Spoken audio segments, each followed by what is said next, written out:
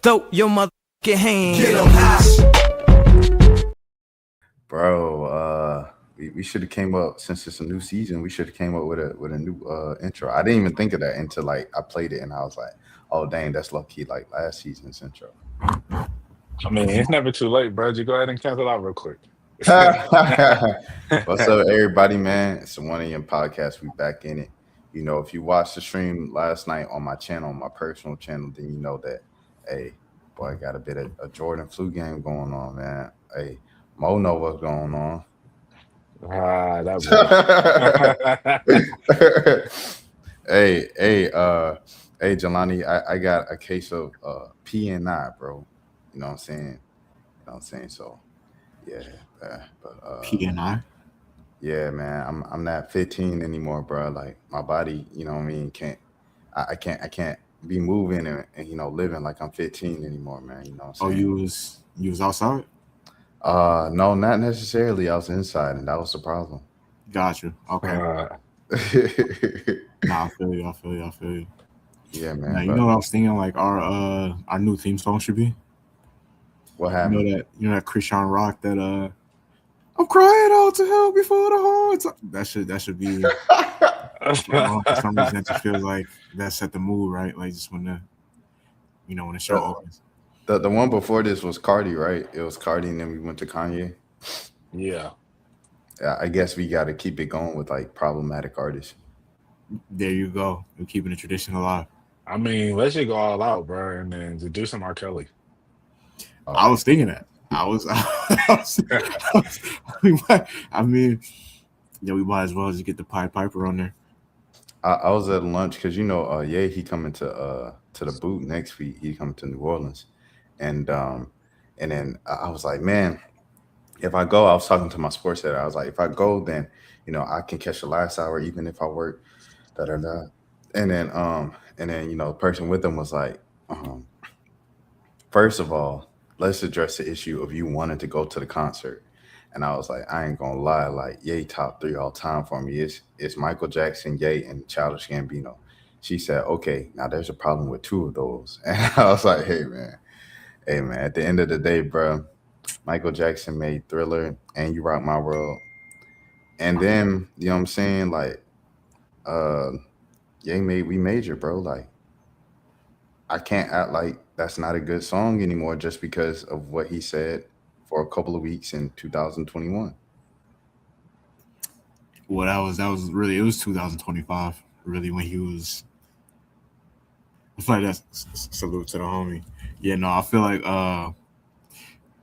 it's outside of him like doing some real like Jared from Subway type stuff.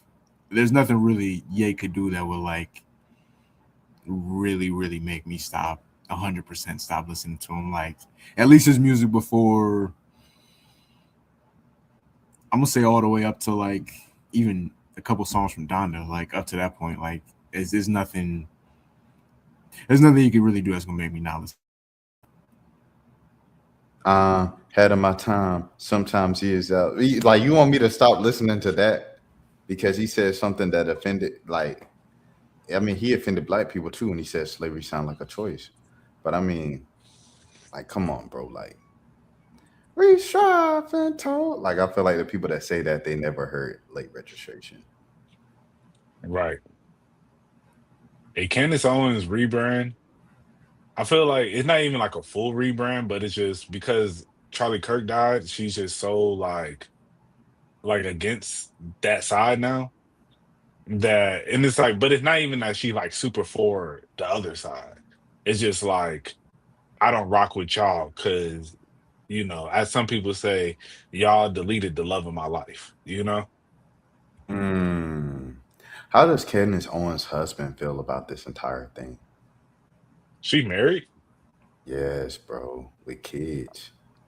Oh, that's crazy. You know them types always have a white husband. That's a fact. Yeah, I did not know she was married, but I mean, I'm not too surprised. I mean, she probably, and maybe, I said, wow. But It makes sense. Yeah, no, it definitely does. They talking about them poor kids. Wow. But uh but I mean, maybe Michael Rapp, yeah, he's a interesting character right there. facts. But maybe as I said, I know they've been trying to that's what the social media have been talking about, how they, were in love or whatever. But maybe that was just a very good friend. So uh I'll tell you who don't seem like they love Charlie Kirk. You know, Mm, what is that, Erica? mm. That girl been All living right. her best life. Whoo, Is she he's still starting outside? off hot. Her son look like Patrick Mahomes. I know you're not supposed to talk about people kids, but he do look like Patrick Mahomes. Ain't nothing wrong with that. Yeah, but biracial kids either look like Patrick Mahomes or King Harris, even though he's not biracial. What about J. Cole? J. Cole is like the rare, like I wouldn't even, if he didn't tell me he was mixed, I wouldn't know. He has like all the features of just a regular light skinned dude with two black parents. Yeah, J. Cole's like light skin, light skin. He look like you say, he looked like a regular light skinned dude. Yeah. Yeah, about Erica Kurt. Eric Andre. Shout out Lane Cute and Pax Fool. You seen Eric Andre and Clayton English get off of them charges? They was facing them charges. Who Yeah. else? Clayton English and Eric Andre. Like What happened? I don't know. But I just kept seeing like they had a press conference and I was like, what were Eric Andre and Clayton English like? Was Eric Andre on the 85 South Show or something? Shout out Clayton English, man. That's a come up. They were facing charges together. Yes, bro. Yeah, I'm sorry for asking questions. It's just like that's a random I'm just curious about what scenario was they involved in. All right, hold on. Clayton County Police Department has ended a controversial airport drug search program as part of in Clayton Police and two comedians in federal court. Eric Andre and Clayton English sued the department, claiming they were racially profiled and illegally stopped on a jet bridge. Tonight, Fox 5's Rob Dorienzo is at Hartsfield-Jackson with more on the change that has resulted. Well, according to that settlement, Clayton County Police Department has ended its drug search program here at Hartsfield-Jackson. The department has declined to comment, but those two comedians' lawyers are declaring victory.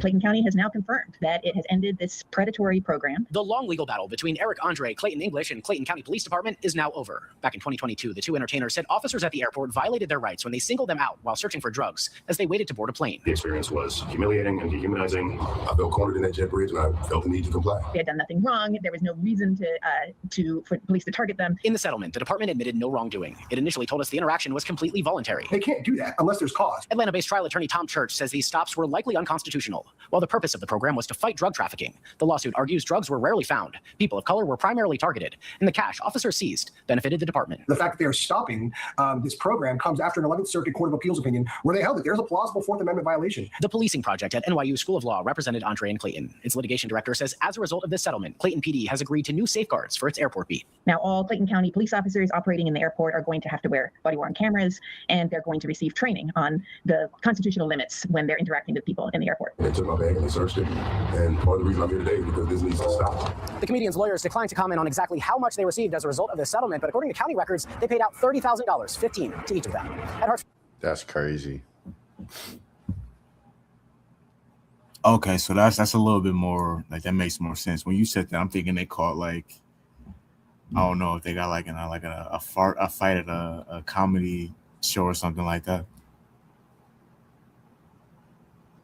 But still, it's like that is something that both of them are like.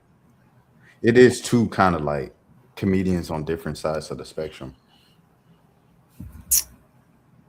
Yeah, shout out to Clayton English, man. I remember like being a kid, seeing him on House of Pain back in the day. He's on House of Pain. He was on House of Pain. He was on one of Lance Gross's character. He was one of that was like one of his main mans. Wow, that's crazy. Yeah. The first time I seen bro was 85 South Show. I did not know that.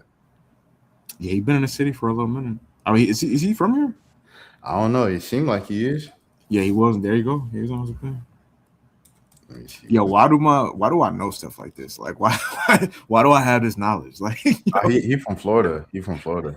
Well, I mean, House of Pain, you know, like, okay, all right. I ain't gonna try you. But hey, I ain't gonna lie. This is a disrespectful question. I'm already knowing off top. I know what you about to ask me. You ain't have cable, right? Like, no, I did not. Not in my mom's crib. Hey, because House of Pain was on P3 TV all the time, bro. And that's one of them channels if you ain't have cable, bro. Nah, I remember when it first came out. It was like summer 2007 around that time. 2008. Yeah, they played that nonstop. They played that like ridiculousness on MTV, bro. Like, and I know because one of our TVs in the crib, like two of our TVs in the crib, we had 3 TVs, one in my mama's room, one in my room, and then one downstairs. The one downstairs is the only one with cable. So, like, I know from, you know, my room and being in my mom's room, of like what life without cable was like. Yeah, no, that we talked about it before. That no cable life is different.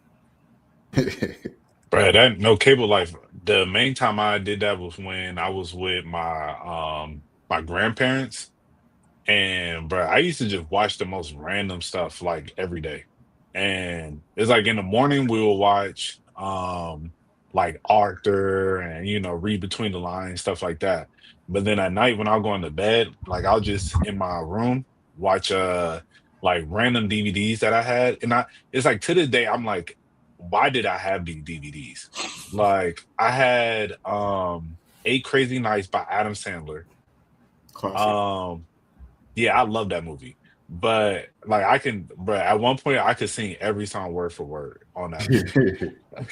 But then The Perfect Score with like Scarlett Johansson and like I don't even remember who else was in there. Yeah, and like at the time, you know, these were like I love these movies. But it's like looking back on it, I was like, who bought these? Like, did I say like, oh, I want that one? Like, I just don't feel like 7-year-old me wanted The Perfect Score, but okay. Like, no, you probably wanted like Monsters Inc. or something like that. Like, right. The Perfect. And then with Darius Miles, that was like that's so random, bro. Yeah, because that was the other thing I remember. I was like, I always liked Darius Miles because of this movie, bro. I didn't even realize he was in one of these. Yes, I think I remember hearing that Darius Miles was in a movie, but I never knew what the movie was or saw it. Yeah, with what is that? What's buddy name? Captain America. What's his name? Chris what? Oh man, I'm bad with white actors. Evans is his name? Yes, Chris Evans. Hey, why I wanted to say Collinsworth. Bro, I'm about to say Chris Hansen. Hey, bro, that EDP doc was crazy, bro. That man really put himself back in prison, bro, to do that documentary. Like, that was a terrible decision on his part. But I mean, maybe he wants to go to prison, bro. I ain't gonna lie. For the love of the game. I ain't even watched it. I just been seeing every clip I've seen has been insane. Facts. Yeah, man. I got off work, like I said, early today. So you know, I played the first like minute and a half and I was hooked. I was like, I have to watch the rest of this. And it was just like multiple times he said, yeah, that was illegal. Yeah, I did that. And then it wasn't until the end where he said, all those screenshots of those text messages, I don't remember. And that was the end of the doc. And I was like, bro, you can't say I did it 90 minutes and then at the end say, I don't know if I did it or not. Like, right. Doesn't cancel out what you said the previous 90 minutes. But it was a good doc. Shout out to the dude who made it. Shout out Chris Hansen.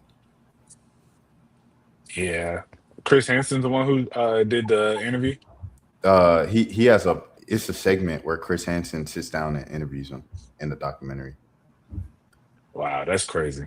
Yeah, he literally, bro, who did the interview, it's a great job because he got all the top reactors to like give in their input as well. Like he got Dante in there. I'm sorry for spoiling it.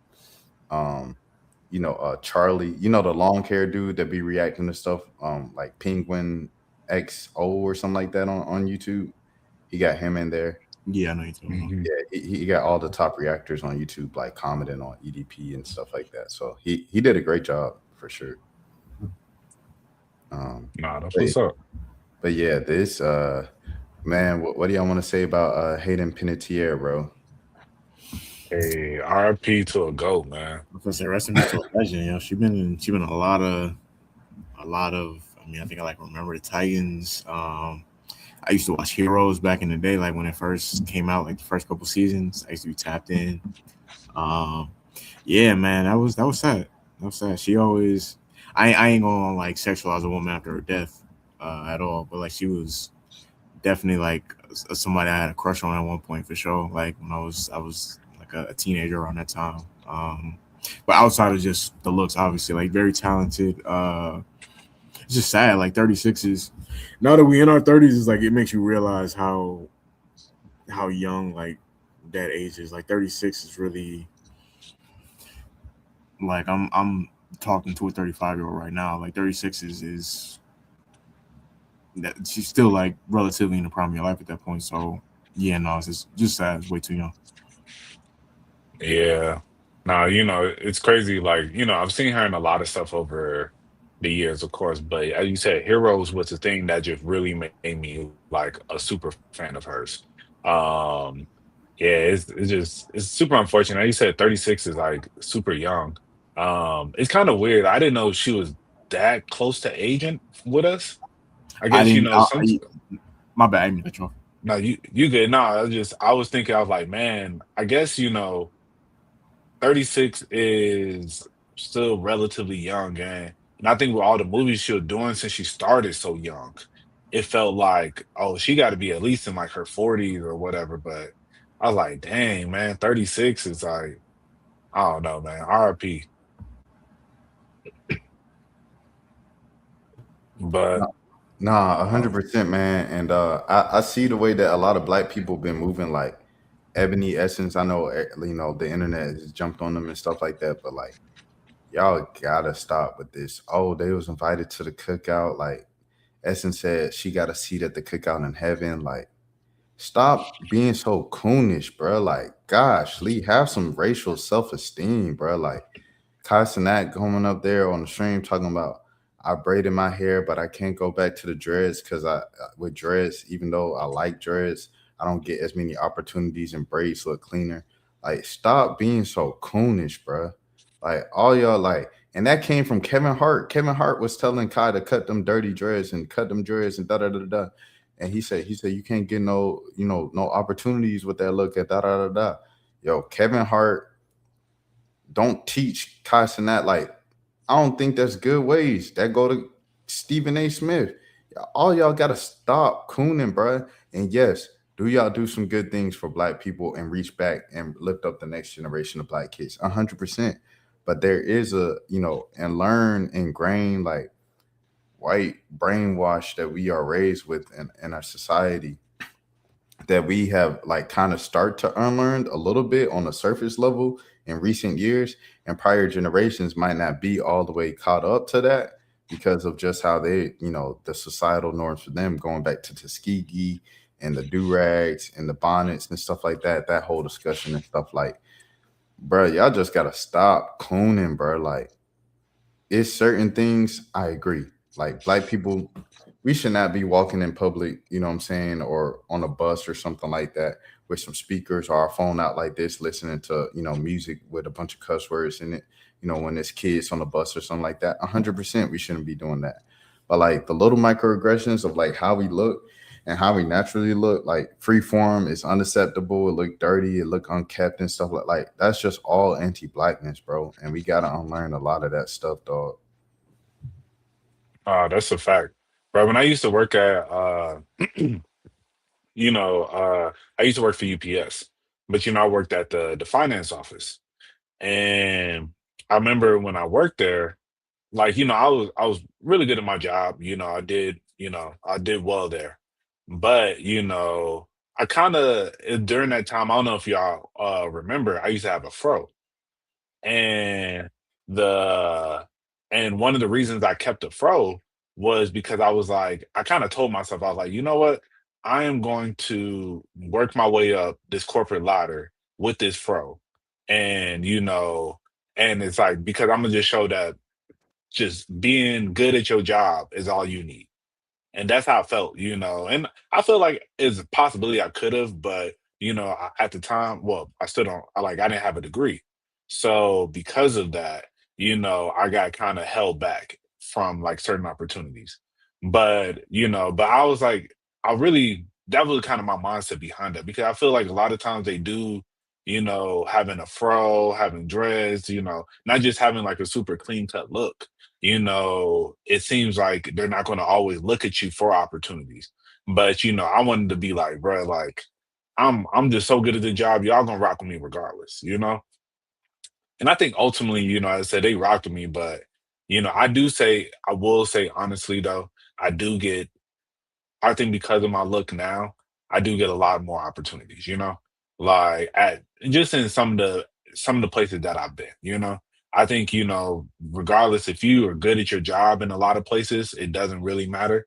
But I think for me, especially being a lot of the stuff that I do is so forward facing, where, it's like your look is like the first thing that really matters kind of the most is like, are you somebody that we want to represent what we got going on? Just facially. Um, and so, and I've kind of that's why I keep like a cleaner cut look now. I've thought about growing my hair back out, but then I personally I just like my hair shorter too. But as I said, like I think just in general, I hate that it does feel like, oh, because you have this or even like I'll say these days, even with like face tats, I think I some people feel like, oh man, a face tat, you won't ever get a corporate job. You should, stuff like that. And I feel like, man, somebody get a face tat and they know what they talking about. They're like affluent in whatever they doing. Then it's just like, I don't think it should matter. Like I worked with people like when I was working at Nobu that have face tats. And these are people you're serving, people of very high status. And I'm like, if they didn't really care, but I mean, it's a little different when you're serving food. But I mean, you go to a business meeting and then, like I got like, Maurice right over my eyebrow. It might look a little crazy, but still it's like, why does it really matter? If as long as I can talk to business, I can execute and like stuff like that shouldn't even really matter. Yeah, I feel like so much of like, what's fascinating is like there's so much of there's like so much anti-blackness ingrained into American society, but then it's like modern day white people talk and dress more like black people than any other generation. Like you'll see white girls walking around in like baggy jeans and white Air Forces using black lingo. And it's almost like they don't even like the perfect example is that saxophone trend on TikTok. Like there's a bunch of white teenagers, just white people in general who use that trend that either never seen Boys in the Hood or don't know that sound has anything to do with Boys in the Hood. They just think it's a normal social media trend. And we see it all the time. Like I just see I don't know, it's like everybody gets cool points for being black except black people. Like if white people will have fades like black, like white guys have fades like black guys and dress like us and talk like us and be looked at as being cool, but like a black person does the same thing and it's looked at as being unprofessional. Yeah, I wish we lived in an alternate world, like obviously when you could be a black person and wear your hair how you want to without being deemed unprofessional. But unfortunately, that's not reality. Like a lot of times, if you don't have, even if you have locks, like if your locks don't look a certain type of way, or if they're not, kept to a certain extent, like people are gonna look at you. Not black people per se, even some black people though. Like, but a lot of non-black people are gonna look at you like you unprofessional or you not well maintained, and yeah, it's very annoying like that people still think that way in 2020, about to be 2027. No facts. Yo, I saw somebody say one time, white girls bury their Air Forces for 3 months before they before they wear them out. No facts. The dirtier the better. I love when that was like acceptable across the board for streetwear because I was like, okay, I don't gotta buy no new shoes. And now since it's no longer like a thing for black people, it's just like a white people thing. I'm like, okay. Um, I don't know. I still haven't found myself to buy like new pairs of white shoes. I just keep the dirty ones, but I really like that sake for my pockets. Yeah, facts. I feel like have you ever seen the Golden Gooses? The shoes is like the shoes that the white people be wearing with the stars. Well, not only white people wear them, but Hold on, let me look them up real quick. I might have seen them. yeah, it's like they come looking dirty, and then they're like dummy expensive. I'm looking at them now. Yo, these are Listen, man, that community, yo, You amazing see people. that I'm looking with at them right now. like $800 pairs of shoes, that $700 pair of shoes that come looking dirty. Yo, Hey, I'm keeping my shoes. crazy. Yeah, like when I first found out about those, I was like in shock. I was like, "It's no way." But I wonder who created the trend of like the dirty sneaker. Like they're probably some Rick Owen, but well, now Rick Owen they stuff stay clean, but it's gothic, but it's clean. But I I really don't feel know. like It's that high fashion. I really feel like Oh, it was keep going. little B back in the day when he used to wear the dirty Vans. Right. Nah, That was like Um, facts. Boy, these high fashion designers be getting over on folks, bro. It reminds me of I don't know if y'all saw this, but Mr. Tennonism, he uh Uh-huh. he he had a pop up. He has a pop up coming up in North Carolina this weekend, and the pop up he was selling plates like a ribs plate was like $40 and a brisket plate was like $50. And people was like, bro, we is not about to pay no $50 for no plate of food, bro. You out your mind. So then he uploaded another video today and he showed what comes with each plate. And he said it's gonna be $30 across the board. And then people are like, that's much better. But it goes back to LeVar Ball as well. Like, I mean, everything is made up and everything is relative. So even if you said $50, $40, like Tendonism probably still would have sold them plates out. Like just off the strength of it was going to be a group of people who wanted to support him because he had the prices so high and it was such a discussion. Facts. Yeah, the amount of money, it's like $40, $50, is a little crazy, but like I think it'll be crazy. But there's a lot of people who will pay those prices. Like I said, like yeah. If you know me, if you see me in person, whatever, like I'm probably wearing my big ballers. So like one time I was wearing my big ballers when I interviewed Cam Newton. And so we stood up or whatever afterwards as they about to leave, and he looked at my shoes. He said, "What are those?" I said, "These Big Baller Brand." He said, "Those Big Baller Brand?" I said, "Yeah, the ZO2s, like the new joints." He said, "Oh, those is cold." He said, I had a pair. I bought a pair, to support. I bought like two pair. Black support, da da da." Because it was a statement. I remember Jay-Z bought a pair or whatever. And it was just a statement to support LeVar Ball and support black, like the $500 shoes that look just like Kobe's. And then it was like the same thing with Nipsey, RP Nipsey, when he did the $100 mixtape. A lot of people was just buying a $100 mixtape just to support Nip because some people might be like, "Boy, you out your mind." Other people might be like,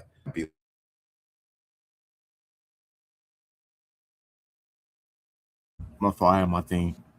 "Hold on, yeah, my bad. I had to get my mic back right." But yeah, this is what we need to do as black people. So yeah,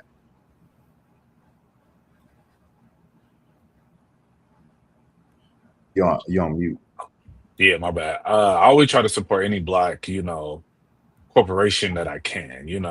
But I think, like you said, it's important, to like, and it sucks that sometimes it takes for just the bigger names to like, all right, then I'll support it. I'm not saying that that's what you did, but I just think in general.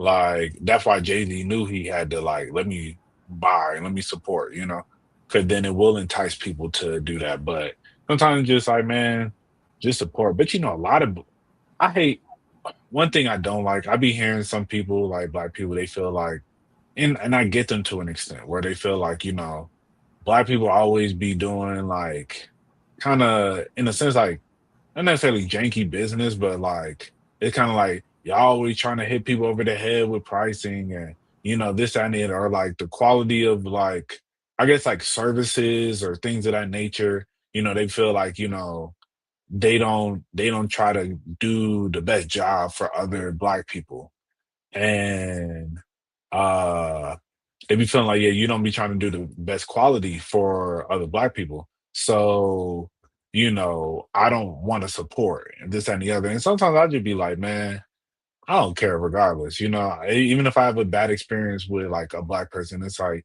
at the end of the day, we gotta keep the money within our community. It's like Asian people don't be caring, like even just other people of different culture, but I can say Asians more specifically, but it's like they I feel like even if they have a bad experience with, another Asian person, they're not finna be like, well, I'm not finna stop shopping with other Asian people, you know?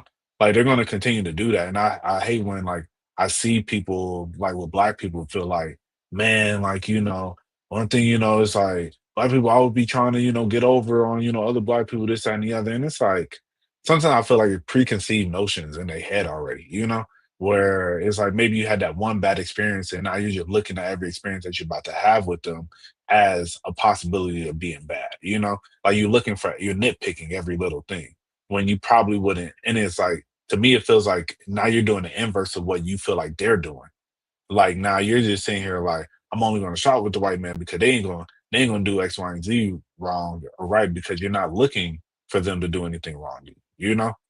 So that's how I be feeling sometimes. Yeah, no. Yeah, black people should be able to, I feel like dictate, like black people should be able to say,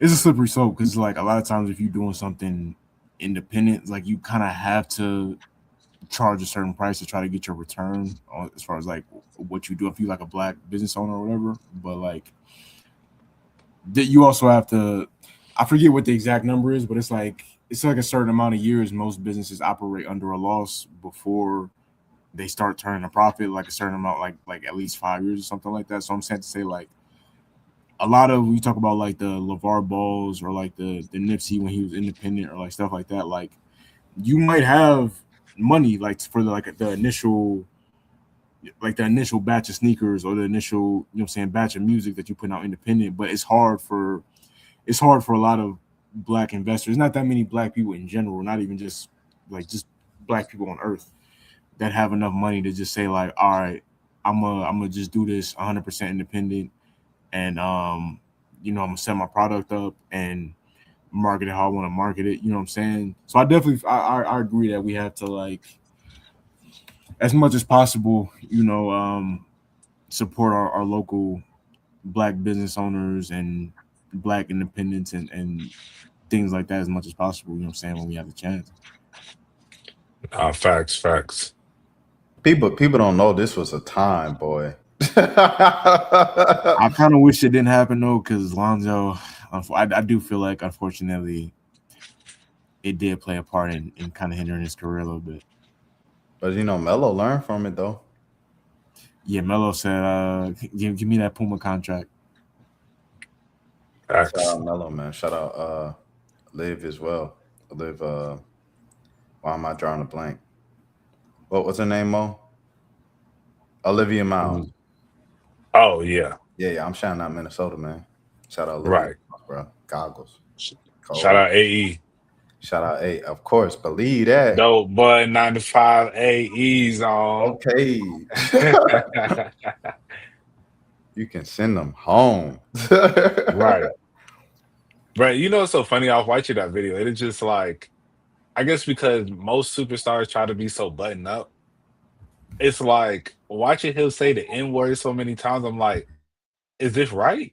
But it's like they can't stop you, you know? It's like, and I guess, some people would be more concerned about their endorsements, but his endorsements, he has his endorsements because that's who he is, you know? Adidas was promoting that, bro. Right. He said we don't F with Nike, you can send them a home. And they were like, oh yeah, this is it. I was like, oh, that's crazy. Hey, but Right. like you said, like that's why he goes viral. It's funny because he when Melo came to the team, he was like, yeah, we working on our swearing to cut down our swearing in interviews. And then he goes out and does that. I'm like, oh, they ain't about to change a thing, bro. Yeah, that boy said, hood, I cheated what I snacked on. I was just like, bro, this man. Hey, RP Bankroll, RP Bankroll. Facts, RP, bro. But I was just like, man, this just doesn't, it's like, this feels like, I feel like this was like 10, 15 years ago. Like, this video would have made way more noise and it'd be like, is this acceptable for your NBA superstar? You know? Bro, remember when Kobe lost in the finals to the Celtics and Shaq was in the club and he said, yeah, you know how I be. Last week, Kobe couldn't do without me. And he was like, Kobe, tell me how my taste. And that was like the big story of the summer. I remember that. Yeah. That's crazy to think that like the idea of like sneaking a video into the club was like a big deal back then. Like somebody having a camera phone. Facts. Yeah, nowadays, bro, it'd be all types of NBA scandals now that go away and like it's just be so much happening. It's like it go away in like 3 or 4 days now. Like players be messing with each other's girls. It'd be all types of drama, like guys having off-court drama with each other, all types of stuff, and we don't even. It's just too much happening in general for us to care for too long. Ricky Williams being like the biggest story of like he just can't stay off weed. Like you would think Ricky Williams was on like crack cocaine. Right. Playing the most violent sport you could play at the most violent position, probably. He was the best. But I'm saying he was getting the ball, like they was giving him the ball 300 times a year. Like, why would he? Like, yes, I'm gonna smoke a little weed after running the ball like 25, 30 times against the Patriots this week. Like, yeah, I hit the blunt a couple of times. Facts. Hey, speaking of crack cocaine, shout out to them boys in Penn State. Hey, I ain't gonna lie, Mo been on it with the transitions tonight. It's great segues. Them boys moving heavyweight, bro. Like it's crazy. To have your pleasure do it, and then the fact that they graduated a couple years ago. So facts. It's like I would have been like, why are they still around the campus? Like I think that would have right. Them boys were, they're getting it done though. The product was moving. Oh, they're gonna make a movie about that. Oh, for sure. That's a Lifetime movie for sure. Lifetime movie is crazy. Nah, Tubi need to pick it up because they'll do it right. Oh yeah, Tubi definitely did. Like Tubi give you the uncensored version, right? Kicking up with a random Tay Diggs cameo. Shout out Tay Diggs, man. Rest in peace to Tay Keith. No, facts. Rest in peace, Tay Keith. Bruh, you saw that clip of Tay Diggs on the Tubi movie? No, I've seen him on the last clip I seen was him on Funny Marco, where Funny Marco was roasting him or something like that. Oh, bro, it's a clip. Oh my gosh, that's like going viral. Yeah. He's like, yes, I killed your dad. And I killed you. Like, oh my bad. But yeah, like but it's just on the live. All right, I see it. Here we go. You're scaring us. Look, I tried. I tried to be the perfect husband. I tried to be the perfect father, but your slutty mother had to go and kiss her ex-husband. I want that. So I had to take care of him. You killed our father? Yes, I killed him. I did, and I killed. I'm sorry, but I killed the little boy. Yo, Yo, Tay Diggs is hilarious, bro. Bro, he really is, bro. It's like Bro, it's so like funny. that's the last. Yeah. That's just the last thing you do in the scene like that. But like, I guess since it was 2B, he was like, I gotta have some fun. Bro, it's like with Tay Diggs, he has these moments where he does these super funny stuff. But then it's just like, he'll play in certain roles that just are serious. And so you just don't ever expect this from him. This is like, Tay Diggs ain't Denzel, but you get what I'm saying. It's like you just take Tay Diggs as more of a serious artist. But then I guess you could say artist, actor, whatever. But then I guess you gotta sometimes remember like what was that? What's the song? I mean, what's the movie? Malibu Most Wanted. Yeah. Yeah, it's like you could think back on movies like that and be like, okay, I guess he does have this in him. Well, in general, like on social media, he be clowning all the time. Facts. He be clowning on social media, bro. Shout out Tay Diggs, dog. Bro, you ain't answer my question when I texted you, so I guess we could talk about it on the Oh live. yeah, bro. Okay, so I'll explain that. I was asleep.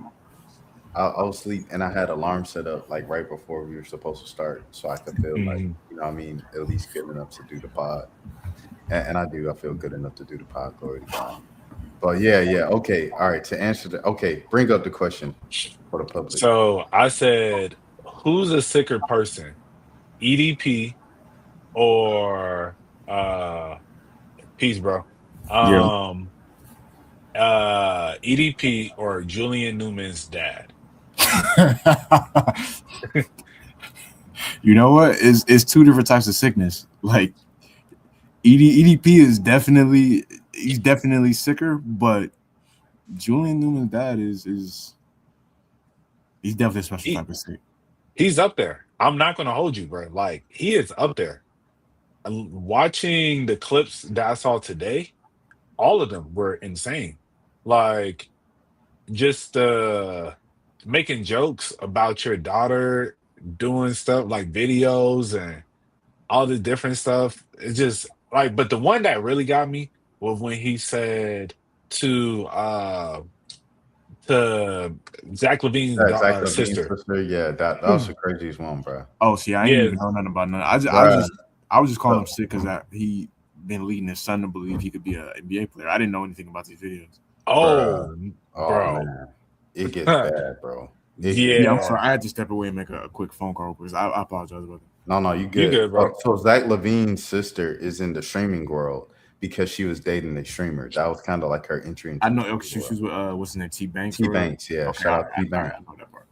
So she like low key, like she not low key. She is a streamer. I'll put some respect on her name.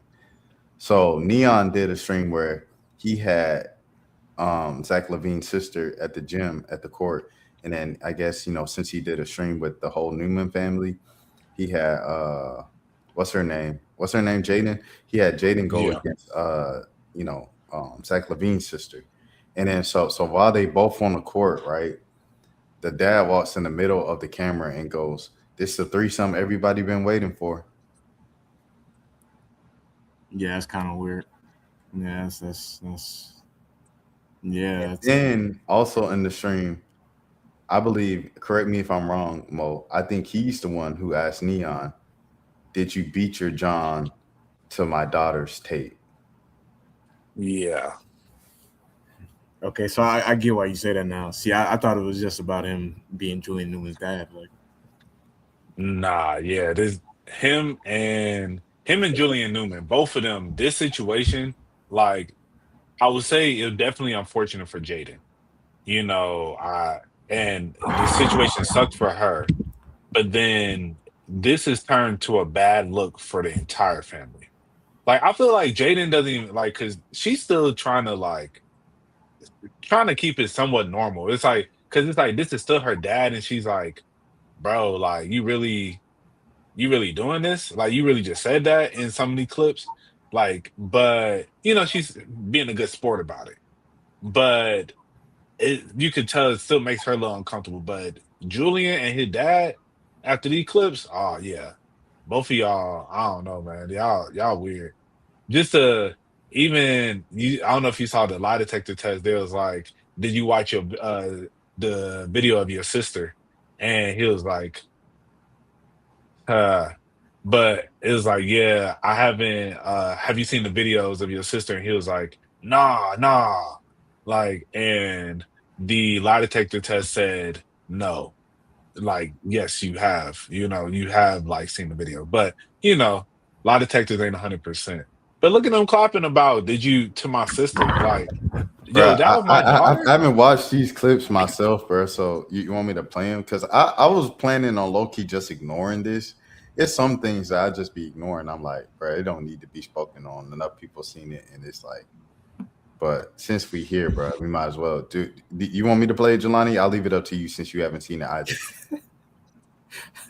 I mean, sure. Like, I mean, how long is this clip? 55 seconds.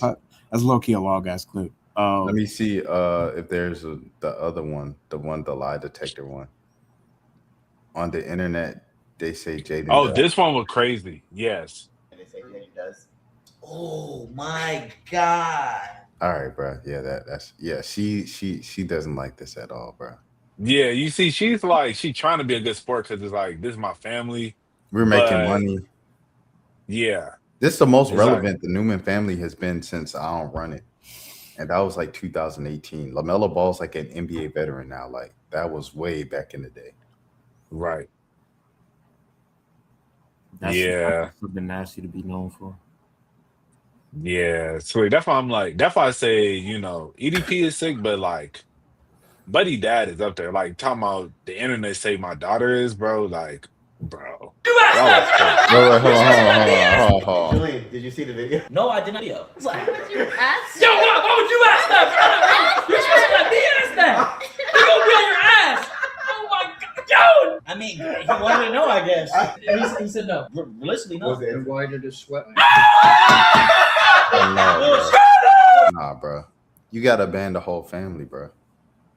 Facts. You gotta ban the whole family. Like, the second that they failed at basketball, they did not even become high-level D1 prospects.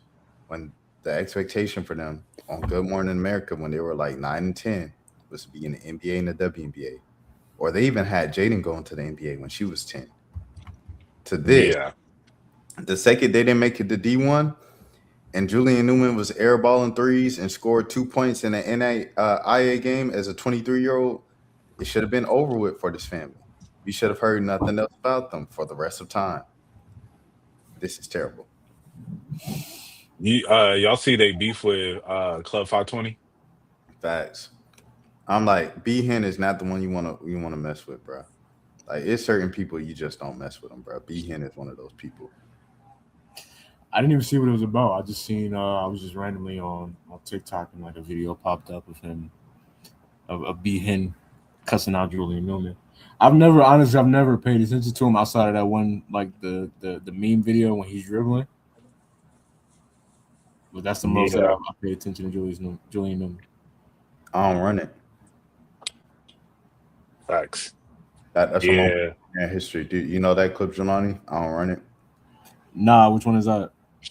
So Julian had this series on like Overtime called The Newman Family, where his dad created an entire prep school for Julian. He was pretty much just copying LeVar Ball.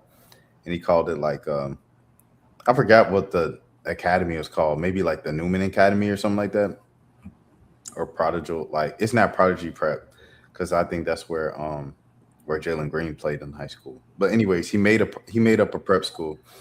And they filled up the whole schedule with playing the top prep schools in the country to show that Julian Newman was ready for college in the NBA. And so they played IMG, all the other schools. So anyways, they played Spire in one of the things. And the entire series, Overtime is playing up like this. Oh, it's 2 more weeks until we face off against LaMelo. It's the biggest game of the season. Like, I got to prove to these scouts that, like, I'm NBA worthy. All these haters, I don't listen to the haters online who do. So they're losing every game. They lost to IMG Academy like by 100 points. Zach Edey was blocking his shots. Julian Newman is bad. And so now they go up against Spire. Same thing. Spire kills Prodigy Prep or whatever the school name is. And afterwards, Julian goes up to LaMelo, like, you know, they both like the top prospects in the country. You know what I mean? Like one of them daps, like a Melo and Bron dap back in the day, right? Where they like after the game, all right, boy, keep doing your thing. All right, salute, I see you. And like LaMelo was looking like he looked down like, oh, okay. So he dapped him up real quick. And then Julian was kind of treating the dap up like it was more serious. So he walked away. So then, you know, LaMelo over in the corner signing autographs for the kids. And Jaden walks up and she goes, hey, can you follow me back on Instagram? And LaMelo looks the other way and he goes, I don't run it. And so that became like the meme, yeah. But it's like it got even crazier because then he did an interview and then somebody asked him, so you don't run your Instagram? He was like, I do. That's fucking damn. See, that's embarrassing. Like, yo, that's see, that's why I can't be like, I just call secondhand embarrassment from hearing that. Yeah, they were really trying to be the Ball family, but like a lot less talented. Yeah, it's funny because I'm like years late about. I've seen a meme of him dribbling, but I never seen a clip of him. It's funny. Somebody was like, he was because the clip of him talking about how his he had an agent, and his agent he feels is the reason why he didn't make it to the NBA. And somebody was like, don't blame your agent, blame your 5'2" dad that put that false hope in your into you, bro. Cause like, bro, like if the dad is 5'2", and then the mom got to be at least about 5 foot, it's like, what did you thought you were finna be, bro? Like, you're not not to like, be racist, he should have been playing soccer, bro. I mean, shoot, he's too small for that too. If we're gonna keep it a buck, but I mean, well, what can you play at that side? Oh, you can play baseball. Jose Altuve. Yeah. You do horseback riding. Horseback. Okay. Equestrian. Gymnastics for sure. He would have went crazy on being a gymnast. I don't know how athletic he was, like as a player. Like his biggest thing was like the dribbling, like Jelani said, the dribbling meme, and then like deep threes. I don't know if he was like necessarily going up and under and all that at the rim. Right. Yeah. Yeah, no, he I feel like I don't know, in the social media era, I feel like it's gonna be a lot more Julian Newmans. Like we see like all these. I saw a post, it was like a travel baseball player of him announcing his decision to, he was like 7 years old. It was like him and his dad announcing he was going to like a new travel baseball team, and they had it set up like it was like signing day for college. It was like a 7-year-old kid. And I don't know. Social media it's made a lot of parents, like for every LeVar Ball, it's like there's 10 other dads trying to do the same thing in their respective sports, and it goes bad more times than not. Baby Gronk. Exactly. Gronk. Yeah. Usually by the time these kids get to like 9th, 10th grade, you already tell it's not gonna happen. Fizzle out because the parents put that on them. Like, it's definitely a thing of peaking too early, bro. That I think that's why like LeBron James is such a great story. That I don't think we talk about enough how he was a child prodigy, because he was like I said, I've said this before on his birthday, but LeBron James is literally Freddie Adu, and Freddie Adu he peaked at 15. Shout out Nigel Houston. Houston, like I feel like he's still like a skateboarding legend, but he was the thing when he was 14. I remember like back in like 2004, 2005, when we was kids, Freddie Adu was supposed to be the savior. Like he was on cereal boxes, he was on magazines. He was gonna get USA Soccer right. Yeah. It was that was still that era when like it was like Freddie Adu was supposed to save soccer, and then Tiger Woods was supposed to inspire like a whole generation of black kids to play golf, and it never happened because we couldn't afford to still. Right. Yeah, it's unfortunate, man. I wish, I wish we can get this whole soccer thing right. It's like I think we talked about this on the last pod, but the pod I guess the people will never see. But the Chill. but for real though, like, I think it just sucks that, it's like as you said with him, he'll supposed to be able to take us into that next, level. But it's like, man, I don't know. I don't know what but I mean when you got teams like Spain, bruh, like Spain is really or just Argentina, and I just think it's just more of a focus. But I think when you have somebody that good in America and then they get to like the rest of the world, it'd be like, oh, okay. This is All crazy. right. This is crazy, Yeah. bro. They have Pele fly out to do the photo shoot for this. Yeah, this is, and see the thing about it is that he really like. I know the rumors, but he wasn't really 14. I'm not going to accuse him of that. It feels kind of xenophobic a little bit, but like it was some You questions Barack about. and Obama him? Say it again. You Barack and Obama him?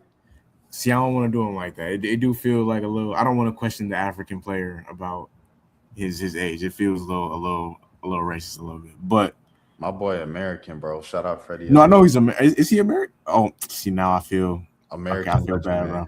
I feel bad, bro. My boy was up in DC with Pele. You know what I'm talking about? Shout out Brazil. Shout out Brazil. Okay, but did he was? It says he was born in Ghana and raised in the U.S. Ain't that what the black dude that was scoring all the goals for the U.S. this World Cup?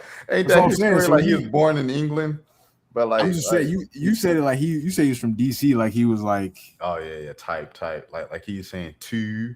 Yeah, but Buddy was born in New York, right? From this year, the one who got suspended, and then they revoked the suspension so he could play, and then U.S. lost anyway.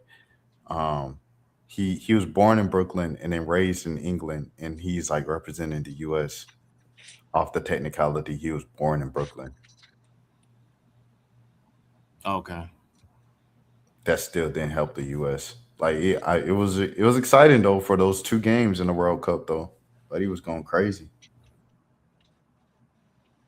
Yeah, I wish. No, facts. I wish it would be dope. I mean, we got the athletes. It ain't like we ain't got the talent. It's just I don't know. The thing about I feel like part of why Tiger Woods never inspired the younger generation is that as great of a player Tiger Woods was, he was never looked at as being like cool, if that makes sense. Like you never seen Tiger Woods in rappers' music videos and stuff like that. And that shouldn't be that shouldn't matter, but like stuff like that does matter when it comes to like inspiring the next generation. Like if they don't think that you cool, it's like Tim Duncan. Like Tim Duncan was a great player, but nobody ever wanted to play like Tim Duncan because he wasn't cool. Like he didn't look cool when he was on the court or off the court. No, that's a fact. Tiger, bro. I mean, he kind of explained it himself, like down the line of just like his dating preferences, and I know people hate when you bring that up, but like, there's a correlation. It's just a coincidence between dating and like the way you live, and then him being like, "Thank you, Mr. President. Oh, I love being here so much. It's the highest honor of my life." And it's like, dude, like you have more majors than Jack Nicklaus. Like, you know what I mean? Like you revolutionized the sport. You have an entire video game. Like, how football is called John Madden. The game for golf is called Tiger Woods Golf. And you up here saying beating Donald Trump and the Oval Office is the biggest, like, yeah, go back to, man, that brings us full circle, bro. That brings us full circle. Going back to Buddy, let me see if I can find him. It's going to take a second. Going back to Buddy and everybody else, man, like, it's crazy amounts of cooning and stuff like that. How'd y'all feel about the whole Stephen A kind of discussion that's going on this week and stuff like that? I think, Stephen A keeps saying, well, he's defending himself. I've done a lot for Black kids and Black students in the next generation of Black media, which I think can be true.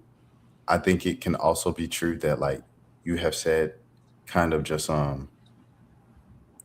harmful things about Black people on a large public platforms, and that's what they were kind of, giving you the award for, is what you said, the crazy stuff you said. So I don't know, that's just something I think about with that. What you think, Jelani? Stephen A is like, I don't know. I just feel like with Stephen A, there's been too many times where do I think Stephen A is racist or doesn't have love for black people or anything like that? No. Like I do think overall, I do think Stephen A does have love for his community and wants the best for his community. But there are certain times when it's like, it's almost like you don't have to play. I get annoyed when certain people feel that they need to play devil's advocate in certain situations. Like sometimes it's just okay to say, I'm on the side of the black people in this one as a black person. Everything doesn't need to be at two sides, thing. And I understand he's on ESPN and he has, it's mostly white people in America, period. So obviously it's mostly going to be white people watching ESPN. So you can't just be, as we saw, unfortunately, with like Jamel Hill and Michael Smith, like it doesn't work a lot of times on ESPN when they try to fully make it as black as possible. Like it got to be like, okay, we got the Dan Le Batard show and then we sprinkle Bomani Jones in, or, the people that watch ESPN are going to take blackness in doses. So I get that he tries to be like I said, unbiased and plays both sides a little bit. But yeah, there's been too many times where it's just been like a black issue where it feels like I said, he's playing devil's advocate just for the sake of playing devil's advocate, or just to not be viewed as overly pro-black. No, facts. It's funny. I remember when I went to go see my dad in June, he asked me, he was just like, so how do you feel about Stephen A? And I was like, man, like, 'cause I'm not completely against him, just to be 100. Like, I'm not, like, I do enjoy, he's an entertainer, and I do get like watching clips of him and like on First Take and stuff. It's like, I'm not watching no First Take, this boy be cooning way too much. Like, but I do feel like a lot of times when I do see other stuff, like, especially when he talks politics, like his sports takes, at times I'm like, okay, I do still enjoy watching like clips of First Take, but at the same time, it is just overall like what he stands for. Like as I said, when I remember I texted you and I was just like, why am I watching Stephen A on Fox News right now? I was just like, what is going on? But that's, because his views typically stand more towards that side. So it's like, man, it's I hate that he does all that because I don't feel like he fully, like, I don't feel like he's against black people. Like, but I feel he does, as you said, he tries to be like overly objective, like where it's just like, oh, we need to look at it from this angle, blah, blah, blah. But, a lot of times that is cooning, because it's like sometimes you don't need to look at it from the other side because now we're kind of downplaying our side in a sense, and it's like our side is already it's from the underprivileged side, of everything. Not everything, but well, most things, just to be honest. So I think that's why sometimes it'd be like, bruh, like, you didn't need to come with that take. You didn't need to come, with that opinion. You could have easily just, I don't know, maybe left it alone. Like, 'cause I feel like Buddy be doing so much. It's like you don't even have to do all the stuff you do. It's like you're getting paid mad money from ESPN. It's like this man will get off First Take, go do his own podcast, do that for what, about an hour or two, and then go on Fox News, and then go report, like go to a game, and then be on Sports Center at night. It'd be like, The bro, Young and the Reckless. he on the Young and the Reckless? Yeah, Young and Restless? Yeah, every now and then. That's what I'm saying. It's just like, bro, you don't need to be doing all that, bro. It's like you could have just easily just took the bag at ESPN and you would have been straight. But that's why he don't be knowing sports. Right. I remember they facts. had him trying to cover like a UFC fight one time. I remember Joe Rogan was looking over at him like, bro, you don't know nothing about no UFC, dog. They're doing that with Pat McAfee too, bro. Like, I think Charles Barkley had one of the best clips ever, bro, from like when the show was on TNT inside the NBA.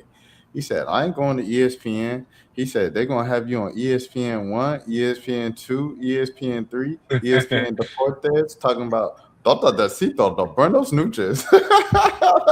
He said, and he's doing all that for that. He said, you go to sleep, watch it, Sports Center, you wake up and you see the same people on the desk watching it. No facts. Bruh, it really is. Bruh, I was watching I was watching the Pat McAfee clip, bruh, and it was so funny. It was like, I think it went on to ESPN3, but he was like, all right, so he was doing the interview. Well, no, he didn't do an interview. He was just talking about something. And then he was like, all right, y'all. So in 10 seconds, we finna go to you have to watch a clip on ESPN online, or you got to watch it on ESPN3. But and he asking the question is like, all right, y'all, well, that's enough of that. If you want to get the rest, catch it on ESPN3. And then just like, all right, so as I was saying, so you said you wanted to do blah, blah, blah. And I was just like, what is this? I'm like, bro, cut off mid-interview just so he can go to another network, another station, essentially, But they're like, we're going to capitalize on this. Did you know that the founder of ESPN died this week? And like when they did the tribute to him, and like they were kind of doing the ending, where the anchor says, "Damn Rasmussen, like we're gonna remember you and all the country." Like they cut it off to go to the opening of the Pat McAfee show. Oh wow! The founder of ESPN, crazy. Very ESPN 2026 moment. But I mean, to go back to NABJ, like I said, bro, like, yeah, he can have takes that we don't agree with and everything like that, but there's just so many kind of issues that we have in our industry right now. Like literally the guy who owns ESPN, Bob Iger, owns the Lakers now. Like, yeah, that's a huge conflict of interest in my opinion. ESPN has ESPN Bet. I think that's a huge conflict of interest. They signed players to NIL deals, prospects like Special K and Elijah Arenas, I believe is the other guy they signed. I think that's a huge conflict of interest as well. When you're talking about coverage that other prospects are going to get versus the ones that they have literally signed to their roster. Excuse me. And then ChatGPT, like I think who should have got the thumbs down award was ChatGPT. Like most of the majority of this year's NABJ Flyers were done from ChatGPT. That's terrible. I mean, like the career fair gets smaller each and every single year at ESPN. And the amount of people who say it at NABJ when they go around and say where they work and stuff like that, it's increasingly like I'm freelancing. I don't have a job. I'm searching for my next opportunity year after year. I've gone every year in person since 2017. The industry is in a bad place right now, and the jobs are dwindling because of AI, because of different things. You know what I'm saying? And it's like, why didn't you give thumbs down to ChatGPT or Claude or something like that, as opposed to, this man who gave some takes that you don't agree with or you thought were offensive to Black women, which I can understand, but I don't know out of all the people if he's the one who deserved the thumbs down. No, facts. One quick thing to just to kind of to the Bob Iger point, he stepped down as CEO. That's what someone from ESPN told me, because I brought it up and they were like, yeah, she said this is his last year. He's about to step down. And I was like, that's still. No, I think he already stepped down. Okay, so he stepped down as soon as he bought the Lakers. His last day was March 18th. Oh, so okay. Mm-hmm. So he must have stepped down once he knew he was trying to buy the Lakers. Yeah, exactly. Okay. Well, yeah, because I had saw. Oh, go ahead. What was you gonna say? Because I saw what is her name? They do the podcast together. Carrie Champion and Jamel Hill. Yeah, they were talking about it, and that's why because I made sure I looked it up because I saw them talking about how him formally having the ESPN connection. But yeah, but no, but moral of the story is like what you were saying is like completely true. I think it is crazy that they're. I mean, of course, I'm not in your industry, but like from what I'm hearing, like definitely these are issues that are way bigger than like giving this award to Stephen A. Who I feel like, as I said, like he be doing a lot, but at the same time, I don't think he's that detrimental to the black community, Like just to be honest. Like I feel like a lot of times because he is such a big name, but it's like I don't feel like people really take what he be saying super serious all the time. But I feel people get so outraged with it. Like I don't feel like he influenced people the way that the people who get outraged by what he says, like the way they think he does, No. Stephen A. definitely has influence. I'll say that, like, as someone in the industry, because you ask every young black kid who they want to be once they like start a podcast or want to get into it, and they say Stephen A. Like, so it's like he definitely has influence. You look at how people deliver and how people talk, like they try to talk like him. They try to have the same gimmicks, like my Knicks, the Cowboys suck, like they try to do that.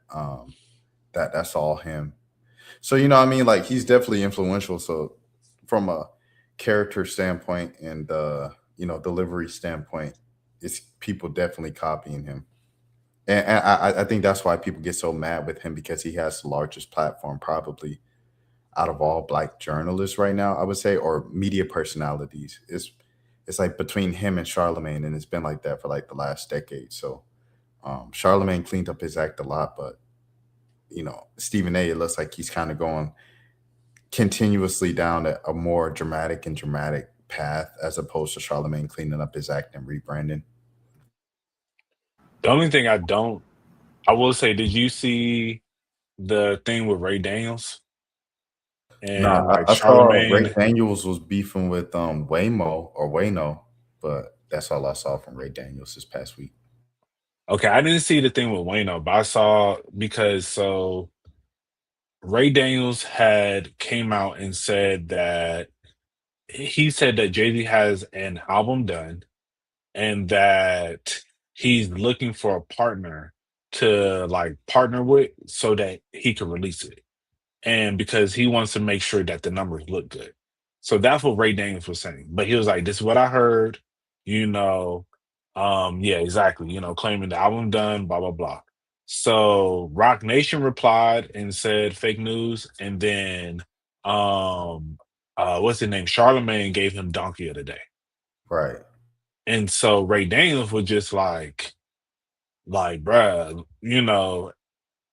I deserve Donkey of the Day for just saying that this is what I heard, that he has an album coming out, which I really feel like isn't that crazy. It's like what he said wasn't crazy, but he was just saying that this kind of shows your allegiance to Rock Nation. How What academics were saying that whole interview. exactly. Um, and it is I don't know, do you know what's the dirt? Yeah, the Yeah. YouTube page. So they did like a 40-minute video about how like he was saying that Rock Nation does, like all these cease and desist that they be doing to like any creators that talk against them and they're and he started breaking down different stuff about like fake, you know, like certain headlines about certain things that are that were perpetuated and kind of promoted by this one particular site. And that one particular site is like a company that they frequently use that pretty much is for the sake of, promoting and making, any news story you want bigger. And it's like the lawyers that are connected to like certain lawsuits with, certain people, it is, they're connected to Rock Nation. And so it was just a very long, in-depth video and stuff. And it was kind of crazy. I was just like, well, dang, and he was like, I had to re-upload it because Rock Nation already like they struck down the first video already, you know. But more of what I'll get into is I think with as you were saying with like the Charlemagne thing, and I think Rock Nation and them, they be on top of it. I don't know what they be doing, but it's just like they feel like they have somebody that they're partnering with. They're going to make sure that they reach out to them to kind of, like, hey, I want you to kind of put this message out there for us. And I feel like Charlemagne doing that whole like donkey of the day with Ray Daniels, I was just like, that was kind of like unnecessary. I think like a whole donkey of the day, like I don't feel like Buddy said nothing crazy. He wasn't like, oh, Jay-Z, is I don't know, especially in comparison to other donkey of the days. I'm like, this doesn't seem like a donkey of the day worthy thing for just talking about a rumor. But yeah, I know. I'm a fan. Like I'm definitely like a fan of Charlamagne's. I listen to, like, I mean, I grew up on. I haven't listened to the Breakfast Club in forever or seen an interview in forever, but yeah, like grew up on the Breakfast Club and all that stuff. So like, I respect Charlemagne, but like him acting like he don't have no affiliation at all with Rock Nation is like, it's just so insulting to your intelligence. Like, I think that Rock Nation is this evil corporation that controls everything bad that goes in the world. Some people try to make it seem like it is. No. But like, do I think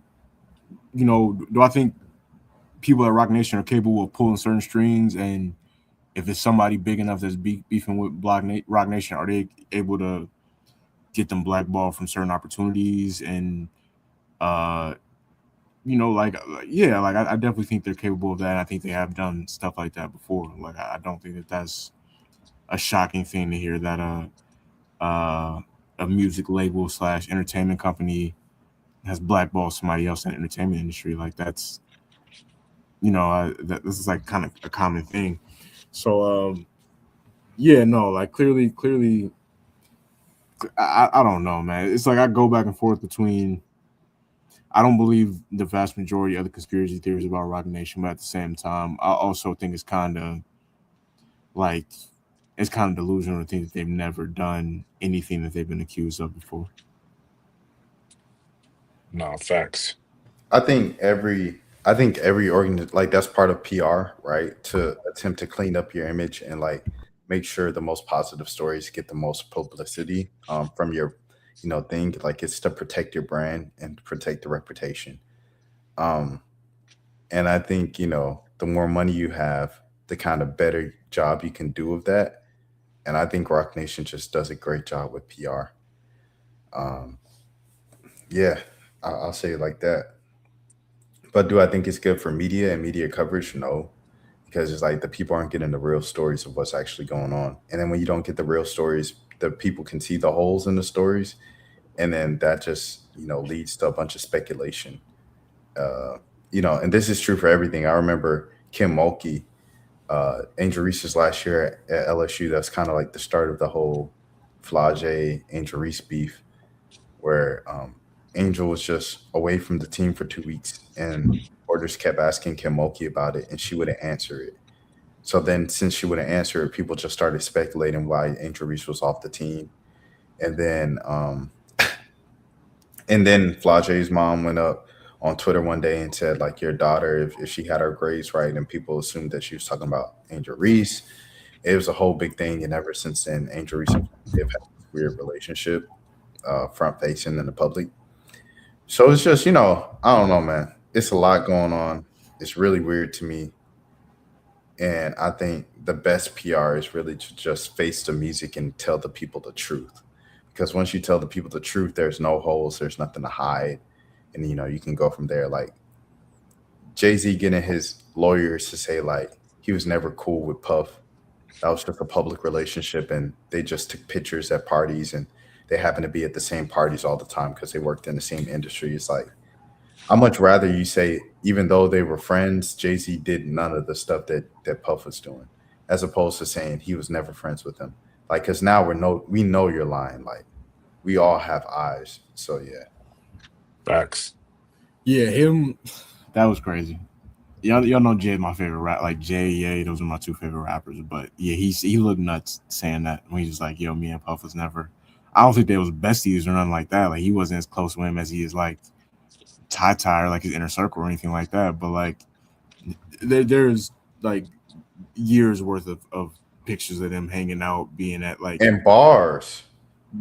Yeah, no, exactly. Yeah, Shouted him out on 444. Shouted him out on Watch the Throne. He shouted him out a bunch of times. They collabed a bunch of times. Like, no, that was.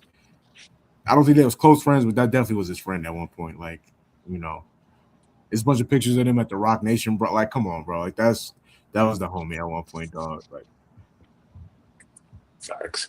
Yeah, I think if anything, the Rock Nation brunches, it's just like, bro, y'all darn near hosted those together. They got a bunch of bro. They used to be in at the same cars. It's the picture of them, like the fake like pro black the picture that they used to use when it was him and they all waving like on the balcony. Like, yeah, come on, bro. Like that was the homie at one point. And it's okay, I mean, I think you trying to separate yourself from people in that way. Sometimes it's like it just seems more damning than it does helping you, because it's just like, bro, like we know y'all were cool, bro. Like nobody you can't erase history, So we know what's going on. You could just say I wasn't on that. Like I didn't know he was doing all that. Of course they're gonna feel like, how he wasn't doing all that, if you were a good friend with him. But it's like, I will say there's no pictures of Jay-Z at no puff parties. Yeah. And then just how there's a lot of people who have said stuff like, like I've been to puffy parties, but I wasn't there doing that. I ain't never seen none of that. And that's what a lot of people were saying during that time, when all this was coming out. And it's like, that's a better like line than just saying like, oh, we was never really even cool. I ain't even like Buddy. Like, and it's like, bro, y'all was locked in, bro. Like, Rock Boys in the building tonight. You feel me? Like, I'm pretty sure he's in the Rock Boys video. Like, look that up for me. He is in it. Yeah, that's what I was saying. Like, he's in the Rock Boys video. Him and Nas are in the video. Yeah. Yeah, like, come on, man. He's in that video. Come on, yeah. Like, do I think that? Like I said, do I think that he was in the Freak Bull rooms with the oil and all that? Like, no, I don't think Jay was doing that. But that's the picture I'm talking about, bro. All the dudes that used to do like the aggressive like Forex type guys, like they used to post this picture back in the day as like the inspiration. No, for real, bro. That's what I'm saying. Shout out EYL, man. Shout out to the EYL. Yeah, I ain't hating on the Forex. If you got rich off Forex, salute. You was on the few. Salute to all the Forex snipers. Shout out Alex. Yeah, man. With the EYL thing, I don't want to pivot off of this because there's so much good in this conversation. But EYL, I think it's just a pretty much a thing of like, man, a lot of black people don't like nothing, right?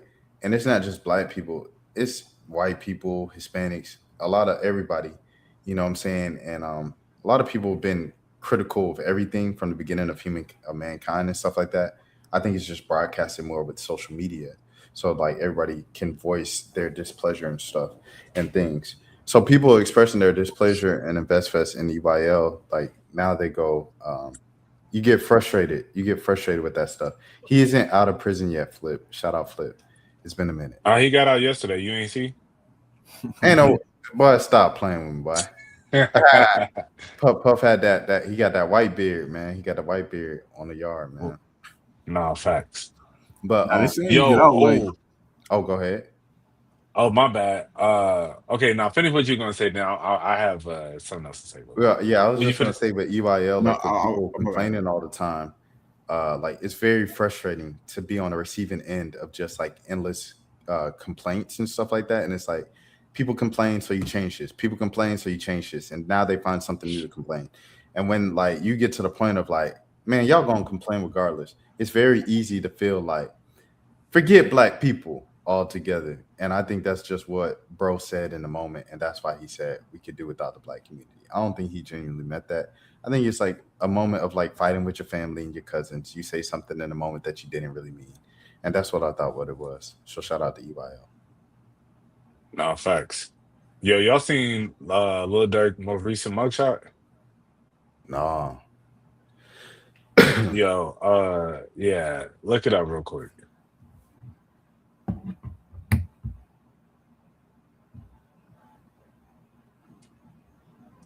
Is this real? This real? Before I pull it up, this real? I think so, bro. I saw it posted earlier. What the heck?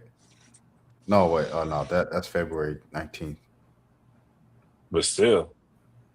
This the one you talking about? Yeah, like him with the Oh, like beard and AI. I mean, I know his dreads are cut. Yeah, this is actually okay. That first one, that's what I saw. I ain't gonna lie, bro. Beard might be a little bit too clean, bro. It might be Allen Iverson. I mean, like, ain't that like? I think it's I've never seen him, and maybe he just never liked the bearded look, so he just always shaved. So I think that's a point that's like crazy to me. Well, I guess look, he could grow a beard, but is that real? It might be. Yeah, real. This is AI, and that one, them AI. These could both be AI, bro. I don't even know anymore. Yeah. You know what? Side note, I didn't know G Herbo and Earl Sweatshirt had a song. I remember that. Like I didn't listen to it that often, but yeah, this was like 2014 around there. Yeah, someone posted it on Twitter, and I was like, "Oh snap! I did not know this was a thing." That is. I feel like it's a lot of, not to get sidetracked, I do feel like it's a lot of random. I mean that kind of was like end of the blog era, but I do feel like it's like a lot of random blog era collaborations that kind of slept through the cracks. Or slipped through the cracks. You saw the Gambino Chief Keef interview go viral again today. People were posting it and talking about it. They were like, they needed to run this back. I was like, I hope they do, man. Like, Donald need to do something, bro. Like, it's been too long where he be quiet. That's why people be saying he fell off, because like he go too far between projects. Even though he just did Super Mario, like he said one word in that movie, you know. Right. Didn't he have some health issues that he had to deal with? Yeah, he had them health issues, but like, you know what I'm saying? Like, entertain us. That's crazy. This man. Respectfully. That's crazy. That's really that's how the fans be, bro. You're right. Hey, get healthy, bro. Get out your hospital. That boy said, "Get the tap dancing, boy." Where is the music? Where are the jokes? No, but I have actually, like, I've actually have thought about that recently. I was thinking about like how before he was facing those health issues, like how that stretch from like 2016 through like up until probably like 2020 he was on. We just felt like the only thing he did that during that stretch that didn't really hit like that was that movie with Rihanna. Like that didn't really connect the way I thought it was going to. But everything else he did around that time it landed. Damn, bro. I was hanging out with some college friends last week, and that's like he ran, like one of my friends, he literally just randomly brought it up. He's like, "What happened to Childish Gambino?" And then like I had to explain to him, and then shout out my boy Caleb. Caleb was also telling him, he was like, "Yeah, I think he just knew when to stop. A lot of artists don't know when to stop, and he kind of knew when to stop. That was it." Yeah, that sounds about right. Wish he go back to rapping though, like, because he got new songs out and stuff like that, but he's still singing. Yeah, no, facts. Yeah, he ain't put out with the last full-fledged rap album he put out, or mixtape was it was the Stone Mountain, wasn't it? Yeah. That's crazy. That was like 12 years ago. Yeah, man. That's a long time. Kids don't know how crazy Gambino was, like, because he's more popular now and stuff like that. So if you're like younger, like Feel Like Summer, Summertime Magic, all that, the Rihanna movie, and This Is America in Atlanta, Bro was really rapping, bro. He was Facts. really rapping. Who got sued over Childish Gambino? He was talking about the name. I don't know if he did or not. Oh, the name. Maybe he did because he got it from the Wu-Tang name generator. But they was cool with him. Like they did the songs with him and everything. Like they were all on the royalty tape, which I think is like the most underrated tape from that block era, for real, for real. Yeah, I agree with that. Speaking of, like, what y'all think about Jaden Daniels in the number 5? I didn't think it was that serious. They turned it to like a, I guess like a meme now. You know what I'm saying? But Yeah. I didn't. I don't know. I mean, I guess I don't know. I don't know if the juice is worth the squeeze. Like, what do you? You know what I'm saying? I can understand him being upset because, like, I did win the Heisman here, but at the same time, like, I don't even know LSU to be a place where they really retire numbers like that. He thought he was Joe They Burrow. just retired. Well, I don't know if they retired, but they are hanging up like the number in the stadium, in Tiger Stadium, and you'll still be able to wear it. I think it was number 20. I remember I reported on that over the what you call. Has come out the top in the long-running legal dispute over This Is America. A federal court has ruled Kid West must pay and legal fees after losing his copyright. Yeah. He sued Gambino for This Is America and said that he stole This Is America. And then once they took it to court, they was like, no, he didn't. So the kid who sued him had to pay Gambino because, like, why would you claim that he stole that song from you, bruh? But yeah, the Right. number 5, I think, like I was talking to Mo about this. I think it makes sense if you're someone like Johnny Manziel, where you peaked in college, but Jaden Daniels is a starting quarterback. You know, I mean, he had a down year last year and he had an injury, so the future of his career can be uncertain in the NFL. But he had a sensational rookie career that he can kind of like live the rest of his life off if he wanted to. They get RG3. No, facts. And I think, I think even though he won that Heisman for LSU while playing for LSU, I don't think he's considered an LSU legend. There's so many people that they're going to think about before they ever think about a Jaden Daniels, just to be honest, And I think, the fact that you won the Heisman, but as I was telling Rashad, I'm like, you went 10-3. You're solid, but it'd be different if, somebody like Jamar Chase or Justin Jefferson. But I mean, they won a championship there. So I Honey guess Badger. I don't think Honey Badger, he didn't win a championship, did he? No, he didn't. But like when you think of LSU legends for like our time, what would you think? You think Leonard Fournette, OBJ, Honey Badger. Like Honey Badger, probably the first name most people think of. And Jennings. Shout out my boy, man. You know what I'm saying? Shout out to the homie. Even though I said the homie, like I haven't talked to this man in like 13 years, but yeah. Bro, I saw him like 2 weeks ago, bro. Oh, for real? Shout out to him. I saw him, another former player. I ain't finna just name drop everybody, but yeah, I saw him, somebody else, and then the other person that he was with had took us to see like some other people we went to high school with. So it was all in the same spot. What was that Harold's Chicken? I was with David. Harold's Chicken.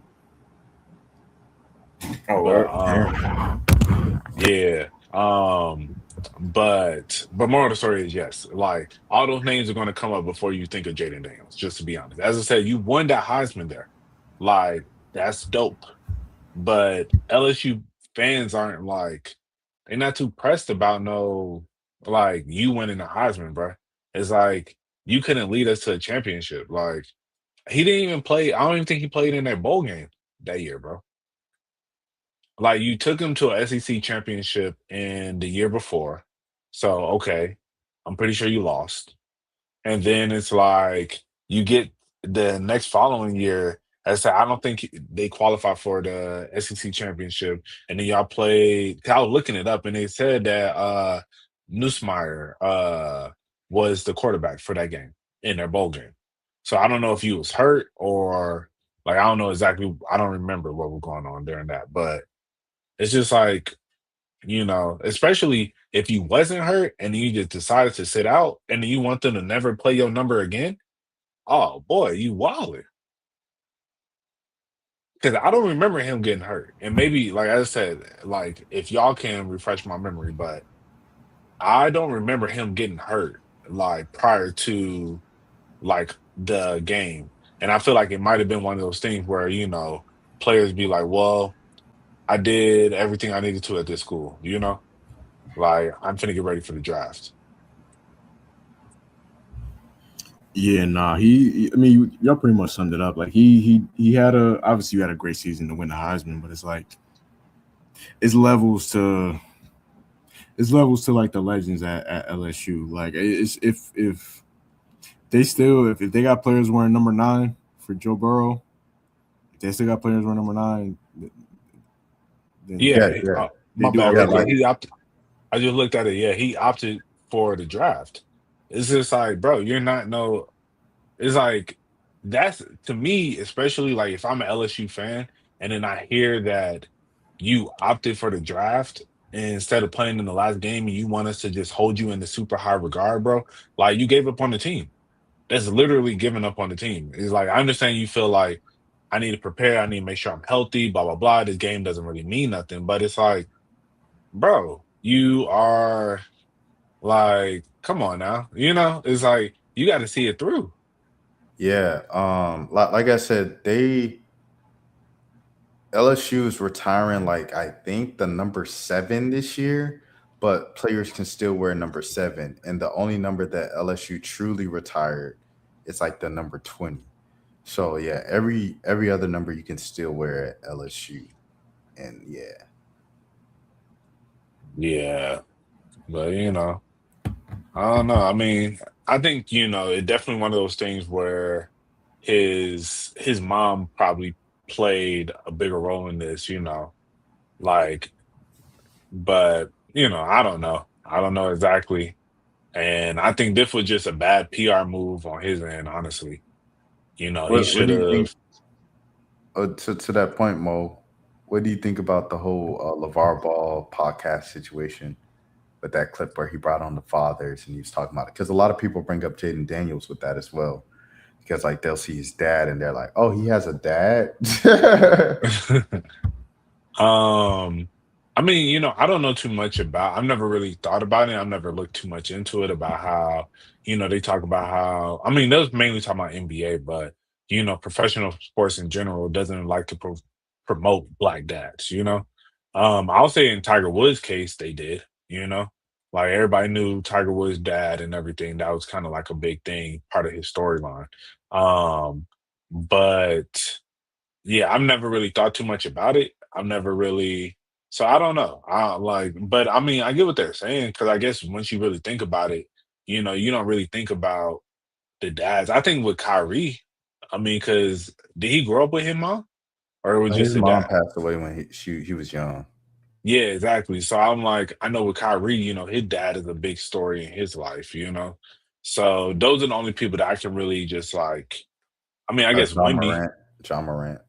Yeah, John Moran. I mean, yeah, 'cause his dad made sure he was the focal point. And I think with Wimby, Wimby dad is like, a pretty prominent figure within his career. But it is very rare that you do see the dads within the game. And as I said, like, but I think the storyline of, you know, seeing them hug their mom and all that different stuff, it's better for optics. Like, but I didn't fully watch the whole thing when they were talking about like, with Kobe, how, he couldn't talk to his parents and stuff like that. And because I will say it is crazy. Like I've never seen Kobe with none of his family. Well, Like, so what happened with that allegedly? I don't know if Jelani was about to say it. Jelani, if you want to say it, you can. Oh yeah, no, I mean, I wasn't gonna say it, but I know allegedly it was because of they didn't approve of him marrying his wife when he was a kid. Well, I mean, I said I was about to say a kid, but like when he was like 21, 22 at the time, and because if you look back, like the first like late '90s And even when they won the first championship in 2000, like his parents was around back then. I think his family actually used to work on his. They used to be like a part of his team. Like, they used to help like manage him and stuff. And then after he got with Vanessa, they didn't approve, so he kind of distanced himself from them. That makes sense. Yeah, it was kind of unfortunate, but. And that's the backstory behind the where he sat with the trophy picture. The picture that nobody has recreated that well. Like every time somebody tries to do that, it just looks bad.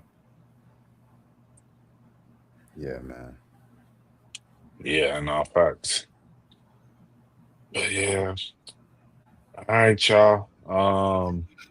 That's that. Everybody I work in the morning. That's Yeah, no, that's true. Okay, man. Well, we'll put a bow on it. Shout out to Slicka Yavik, Slicka Jik Yavik. Shouts out to you, brother. Shouts out to Pedro Stojakovic, man. Shout out to Pedro Stojakovic's son. He hooping too at a college level, NCAA. You know what's going on. Hey, man. RBMo in the building. Jelani in the building. Let the people know where they can find y'all. You can find me on Twitter _Jelani, 2 underscores the N. You can find us on Instagram at, gotta do this every time. We found Instagram at the 1 a.m. podcast, the full, just straight up like that, the 1 a.m. podcast. And then you can find us on the TikTok at the 1 a.m. pod, POD. Sir, you can find me on Instagram at RBMo ____. You can find me on TikTok at RubberBandMo, and you can find me on X. We rusty down. You find me on X at MoNose _ and then find me on all social. You can find me on all streaming platforms at RBMO _ new music on the way. So yes, sir. Shout out all the black dads out there, man, doing their thing, man. Hey, we getting this money. You know what it is. Carlos Boozer was another one they talked about with Cam Boozer getting drafted this year, and them interviewing his mom at the draft table. Is like, and then they're like, "You took him to all his AAU games," and it's like Carlos Boozer's right there. Right. That's crazy. I mean, the same with Dylan Harper. When Dylan Harper got drafted, like they interviewed his mom, and it was all about how like she been such a big part of his growth, and she was like, just pushing him every day and stuff. And it's like, I like, it's cool. It was a good story, but I was just kind of like, dang, like, what did Ron Harper do? I was about to say, you don't think he had nothing to do with his genes at all? Like the fact that this kid grew to 6'8". Like, it's like, I understand the mom seems very basketball oriented, so she knows like the game and everything, and she's helped like mold him. But at the same time, it's like, you don't think Ron Harper was just like, all right, so when you get in the paint, this is how you need to, like the cone drill. This is what they, X, Y, and Z. But Layla went off about that in the interview, bro. She's like, everybody talks about my dad, but my mom, she's the one who sent me to all the label meetings and did this and did that. And I was just like, it's okay to like be like my dad's most deaf, but like, she was front row at his show when he popped up at the surprise at the Mike Young World, and she was like his biggest supporter. So I was like, okay, yeah, they on good terms and stuff like that. That was beautiful to see. Right. But yeah, it's the same thing. It's like, it's okay to give your dad props, bro. Like, I know like mom is a superstar, but mom ain't always got to be the superstar, bro. Dad could get some props too. It's 50-50. Facts. But all right, young boy. Yeah, no, shout out to the black dads for sure. What'd you say again? No, I said shout out to the black dads for sure. Yes, sir. And as always, we will see y'all next week on 1 a.m. Pod. We are back being consistent.